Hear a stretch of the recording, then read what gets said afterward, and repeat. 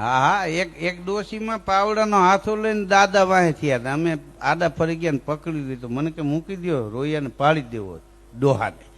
પણ મેં કીધું છે હું. પછી મને એને કીધું કે મને જેમ ફાવે એમ ગાયડું દે તારા દાદા, અને હું ગાયડું દઉં કાનમાંથી મીટર કાઢી નાખે. આ ગાયડું મને કે તને સાંભળાવી મારે. આ કીરે નો સાંભળો તો માથાકૂટ થાય. હા, અત્યારે જીવવા જેવો યુગ છે. હા, વિદેશમાં જોવા જેવું જાણવા જેવું છે.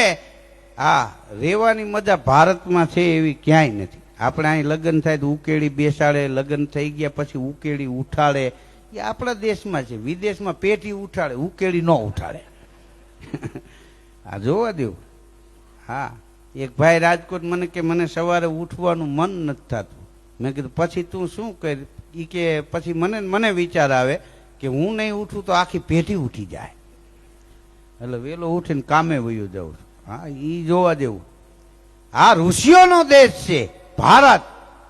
ચંદન है इस देश की मिट्टी, तपोभूमि हर गांव है, हर बाला देवी की प्रतिमा, અહીં બચ્ચા બચ્ચા રામ है. અને એમાંય આપણું ગુજરાત, એમાંય આપણું સૌરાષ્ટ્ર.